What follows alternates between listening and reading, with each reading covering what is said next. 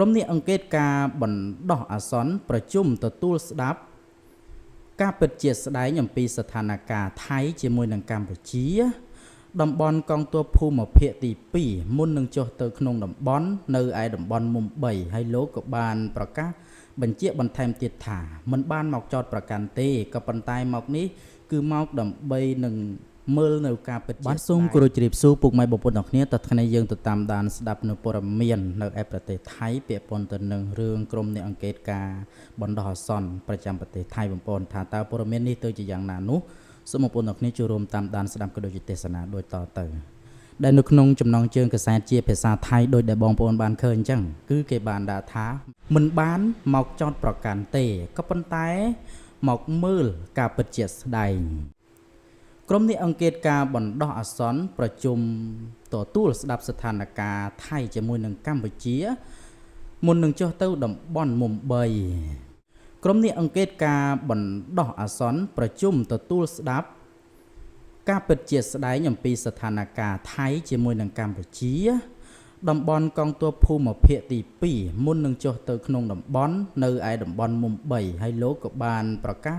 បញ្ជាក់បន្ថែមទៀតថាមិនបានមកចោទប្រកាន់ទេក៏ប៉ុន្តែមកនេះគឺមកដើម្បីនឹងមើលនៅការពិតជាស្ដែងនៅថ្ងៃទី4ខែតុលាឆ្នាំ2025ក្រុមអ្នកសង្កេតការបណ្ដោះអាសន្នដែលអង់គ្លេសគេហៅថា Interim Observer Team IOT ចំនួន3ប្រទេសដែលរួមមានប្រទេសប្រុយណេប្រទេសម៉ាឡេស៊ីហើយនិងប្រទេសសិង្ហបុរីរួមទាំងអស់គឺមានចំនួន4នាក់ដែលដឹកនាំដោយឧត្តមសេនីយ៍ចត្វាសាំស៊ុលរីសាលប៊ីនមូហ្សា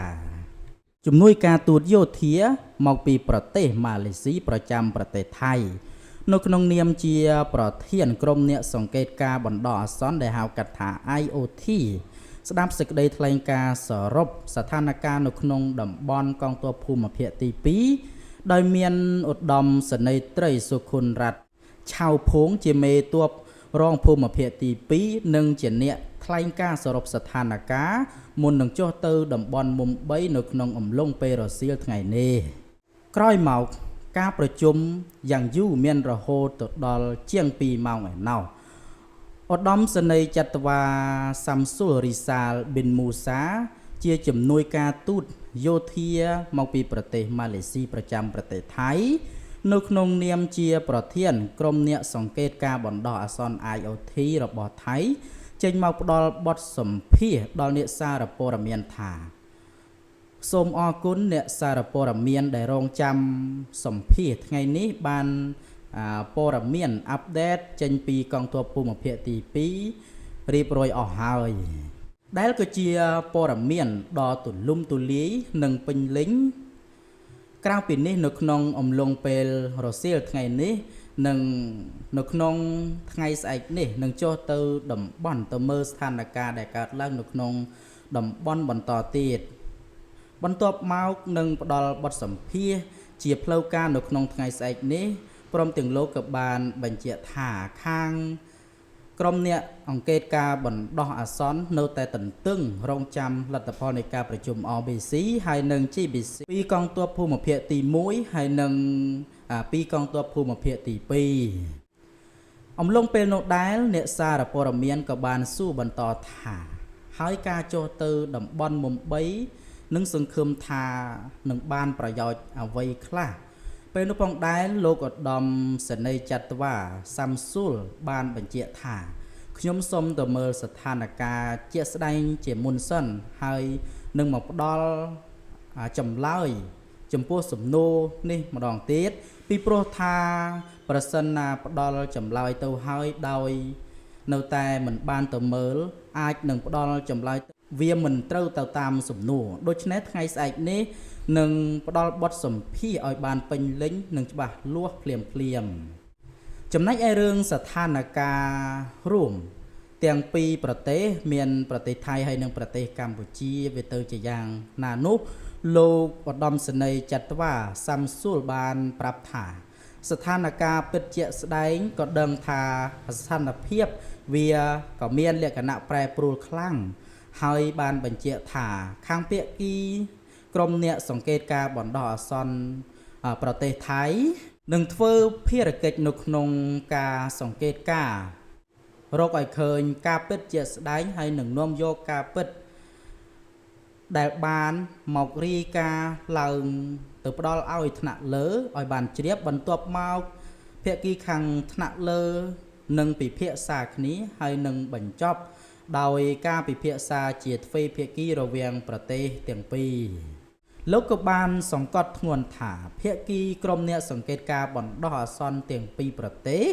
ទាំងប្រទេសថៃហើយនិងប្រទេសកម្ពុជានោះយើងមិនបានមកដើម្បីនឹងចោទប្រកាន់ថាខាងណាត្រូវខាងណាខុសនោះទេក៏ប៉ុន្តែយើងមកដើម្បីនឹងសង្កេតការណ៍ហើយនឹងមកដើម្បីនឹងមើលនៅការពិតជាស្ដែងបាទបងប្អូននេះគឺជាអ្វីដែលក្រុមអ្នកសង្កេតការណ៍គេមានតួនាទីបងប្អូនគេមកនេះគឺមិនមែនលក្ខណៈថាមកដើម្បីនឹងចោទប្រកាន់ថាប្រទេសថៃនឹងខុសឬក៏ថាប្រទេសកម្ពុជានឹងខុសទេគេមកនឹងដើម្បីមើលការពិតជាស្ដែងប៉ះសិនបើកម្ពុជាយើងការពិតជាស្ដែងរបស់យើងគឺវាល្អក្រុមអ្នកអង្កេតការណ៍ក៏គេធ្វើទៅតាមនឹងដែរហើយគេយករបាយការណ៍នឹងគឺឡើងទៅថ្នាក់លើគេទៀតមិនមែនត្រឹមតែ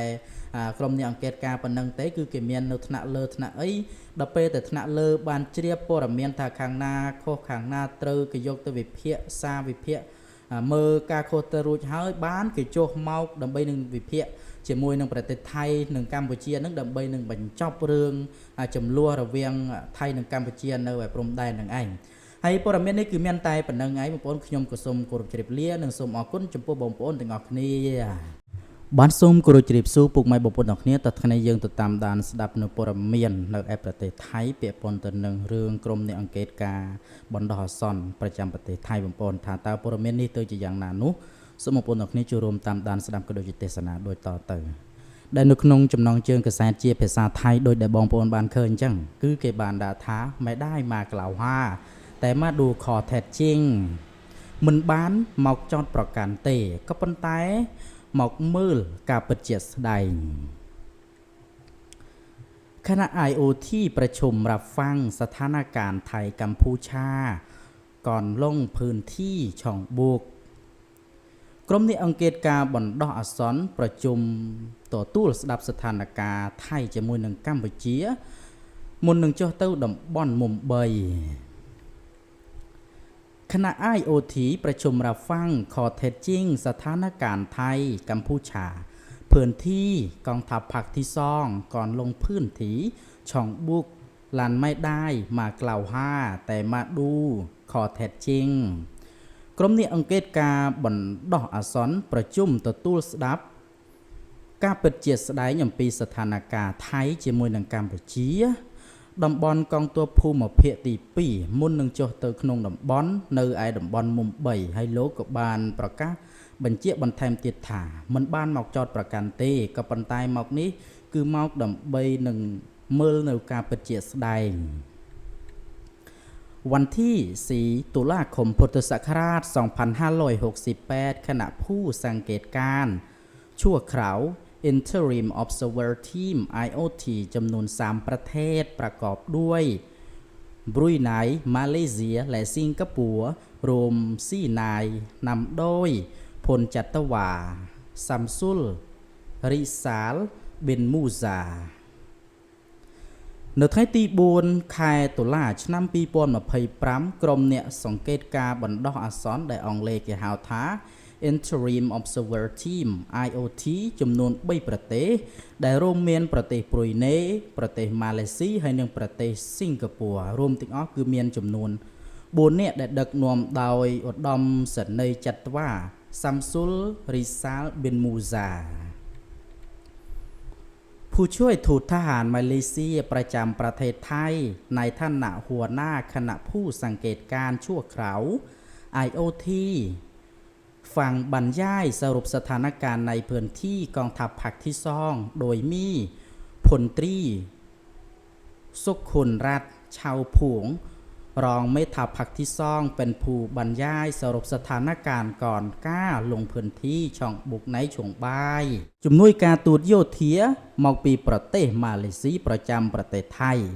នៅក្នុងនាមជាប្រធានក្រុមអ្នកសង្កេតការណ៍បណ្ដោះអាសន្នដែលហៅកាត់ថា IOT ស្ដាប់សេចក្តីថ្លែងការណ៍សរុបស្ថានភាពនៅក្នុងតំបន់កងទ័ពភូមិភាគទី2ដោយមានឧត្តមសេនីយ៍ត្រីសុខុនរ័ត្នឆៅភួងជាមេទ័ពរងភូមិភាគទី2និងជាអ្នកថ្លែងការណ៍សរុបស្ថានភាពមុននឹងចុះទៅតំបន់មុំ3នៅក្នុងអំឡុងពេលរសៀលថ្ងៃនេះภายหลังการประชุมนานกว่า2 ชั่วโมงพลจัตวาซับซุลริซาลบินมูซาผู้ช่วยทูตทหารมาเลเซียประจำประเทศไทยในฐานะหัวหน้าคณะผู้สังเกตการชั่วคราว IoT ของไทยออกมาให้สัมภาษณ์กับสื่อมวลชนว่าขอบคุณสื่อมวลชนที่รอสัมภาษณ์วันนี้ได้ข้อมูลอัปเดตจากกองทัพภาคที่2เรียบร้อยแล้วក្រោយមកការប្រជុំយ៉ាងយូរមានរហូតដល់ជាង2 ម៉ោងឯណោះឧត្តមសេនីយ៍ចត្វាសាំស៊ុលរីសាលប៊ីនមូសាជាជំនួយការទូតយោធាមកពីប្រទេសម៉ាឡេស៊ីប្រចាំប្រទេសថៃនៅក្នុងនាមជាប្រធានក្រុមអ្នកសង្កេតការបណ្ដោះអាសន្ន IoT របស់ថៃចេញមកផ្ដល់បទសម្ភាសន៍ដល់អ្នកសារព័ត៌មានថាសូមអរគុណអ្នកសារព័ត៌មានដែលរងចាំសម្ភាសន៍ថ្ងៃនេះបានព័ตรមានอัปเดตចេញពីកងទ័ពភូមិភាគទី2រៀបរយអស់ហើយซึ่งก็เป็นข้อมูลที่กรอบกลุ่มและกรุบท้วนหลังจากนี้ในช่วงบ่ายวันนี้และในวันพรุ่งนี้จะลงพื้นที่ไปดูสถานการณ์ที่เกิดขึ้นในพื้นที่ต่อหลังจากนั้นจะให้สัมภาษณ์อย่างเป็นทางการในวันพรุ่งนี้พร้อมย้ำว่าทางคณะ IoT ยังตั้งตารอคอยผลการประชุม OBC และ GBC จากกองทัพภาคที่1และ 2U ដែលគឺជាព័ត៌មានដ៏ទូលំទូលាយនិងពេញលេញក្រៅពីនេះនៅក្នុងអំឡុងពេលរសៀលថ្ងៃនេះនិងនៅក្នុងថ្ងៃស្អែកនេះនឹងចុះទៅតំបន់ទៅមើលស្ថានភាពដែលកើតឡើងនៅក្នុងតំបន់បន្តទៀតបន្ទាប់មកនឹងផ្ដល់បទសម្ភាសន៍ជាផ្លូវការនៅក្នុងថ្ងៃស្អែកនេះព្រមទាំងលោកក៏បានបញ្ជាក់ថាខាងក្រុមអ្នកអង្កេតការបណ្ដោះអាសន្ននៅតែទន្ទឹងរង់ចាំលទ្ធផលនៃការប្រជុំ OBC ហើយនិង GBC ពីកងទ័ពភូមិភាគទី1ហើយនិងពីកងទ័ពភូមិភាគទី2ขณะที่นักข่าวถามต่อว่าแล้วการลงพื้นที่ช่องบกหวังว่าจะได้ประโยชน์อะไรบ้างนั้นผลจัดว่าซัมซุลระบุว่าขอไปดูสถานการณ์จริงก่อนแล้วเดี๋ยวจะกลับมาตอบคำถามอีกครั้งเพราะว่าถ้าให้คำตอบไปเลยโดยที่ยังไม่ได้ไปดูอาจจะตอบได้ไม่ตรงคำถามดังนั้นพรุ่งนี้จะให้สัมภาษณ์อย่างครบถ้วนแน่นอนทันทีអំឡុងពេលនោះដែរអ្នកសារព័ត៌មានក៏បានសួរបន្តថាហើយការចុះទៅតំបន់មុំ3នឹងសង្ឃឹមថានឹងបានប្រយោជន៍អ្វីខ្លះពេលនោះផងដែរលោកឧត្តមសេនីយ៍ចត្វាសាំស៊ុលបានបញ្ជាក់ថាខ្ញុំសូមទៅមើលស្ថានភាពជាក់ស្ដែងជាមុនសិនហើយនឹងមកផ្ដល់ចម្លើយចំពោះសំណួរនេះម្ដងទៀតពីព្រោះថាប្រសិនណាផ្ដល់ចម្លើយទៅហើយដោយនៅតែមិនបានទៅមើលអាចនឹងផ្ដល់ចម្លើយវាមិនត្រូវទៅតាមសំណួរដូច្នេះថ្ងៃស្អែកនេះនឹងផ្ដល់បទសម្ភាសន៍ឲ្យបានពេញលេញនិងច្បាស់លាស់ភ្លាមส่วนเรื่องสถานการณ์ภายร่วมของทั้ง2ประเทศไทยกัมพูชาเป็นอย่างไรนั้นผลจัดว่าซัมซุลบอกว่าสถานการณ์จริงๆก็รู้ว่าสถานการณ์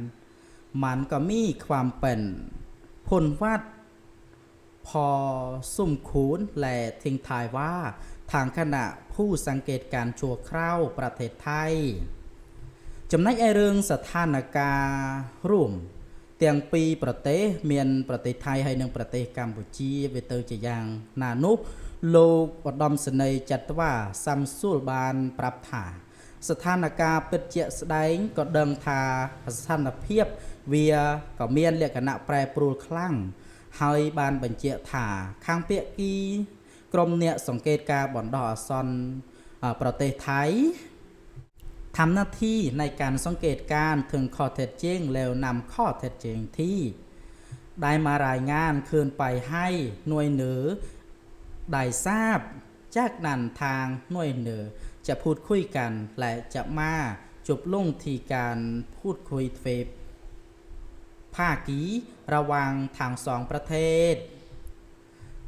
หนึ่งធ្វើភារកិច្ចនៅក្នុងការសង្កេតការណ៍រកឲ្យឃើញការពិតជាក់ស្ដែងហើយនឹងនាំយកការពិតដែលបានមករីការឡើងទៅផ្ដល់ឲ្យថ្នាក់លើឲ្យបានជ្រាបបន្ទាប់មកភាគីខាងថ្នាក់លើនឹងពិភាក្សាគ្នាហើយនឹងបញ្ចប់ដោយការពិភាក្សាជាទ្វេភាគីរវាងប្រទេសទាំងពីរพร้อมเน้นย้ำว่าทางคณะผู้สังเกตการชั่วคราวทั้งสองประเทศทางไทยและกัมพูชาเราไม่ได้มาเพื่อกล่าวหาว่าฝ่ายใดผิดแต่เรามาเพื่อสังเกตการและมาเพื่อดูถึงข้อเท็จจริงលោកក៏បានសង្កត់ធ្ងន់ថាភាគីក្រុមអ្នកសង្កេតការបណ្ដោះអាសន្នទាំងពីរប្រទេសទាំងប្រទេសថៃហើយនិងប្រទេសកម្ពុជានោះយើងមិនបានមកដើម្បីនឹងចោតប្រកាន់ថាខាងណាត្រូវខាងណាខុសនោះទេក៏ប៉ុន្តែយើងមកដើម្បីនឹងសង្កេតការហើយនឹងមកដើម្បីនឹងមើលនៅការពិតជាក់ស្ដែងបាទបងប្អូននេះគឺជាអ្វីដែលក្រុមអ្នកសង្កេតការគេមានទូនាទីបងប្អូនគេមកនេះគឺមិនមែនលក្ខណៈថាមកដើម្បីនឹងចោតប្រកាន់ថាប្រទេសថៃនឹងខុសឬក៏ថាប្រទេសកម្ពុជានឹងខុសទេគេមកនឹងដើម្បីមើលការពិតជាក់ស្ដែងប៉ះសិនបើកម្ពុជាយើងការពិតជាក់ស្ដែងរបស់យើងគឺវាល្អក្រុមអ្នកអង្កេតការក៏គេធ្វើទៅតាមនឹងដែរហើយគេយករបាយការណ៍នឹងគឺឡើងទៅថ្នាក់លើគេទៀតមិនមែនត្រឹមតែក្រុមអ្នកអង្កេតការប៉ុណ្ណឹងទេគឺគេមាននៅថ្នាក់លើថ្នាក់អីដល់ពេលតែថ្នាក់លើបានជ្រាបព័ត៌មានថាខាងណាខុសខាងណាត្រូវគេយកទៅវិភាគសារវិភាគមើលការខុសទៅរួចហើយបានគេចុះមកដើម្បីនឹងវិភាគជាមួយនឹងប្រទេសថៃនិងកម្ពុជានឹងដើម្បីនឹងបញ្ចប់រឿងចំនួនរវាងថៃនិងកម្ពុជានៅឯព្រំដែននឹងឯងហើយព័ត៌មាននេះគឺមានតែប៉ុណ្្នឹងឯងបងប្អូនខ្ញុំក៏សូមគោរពជម្រាបលានិងសូមអរគុណចំពោះបងប្អូនទាំងអស់គ្នា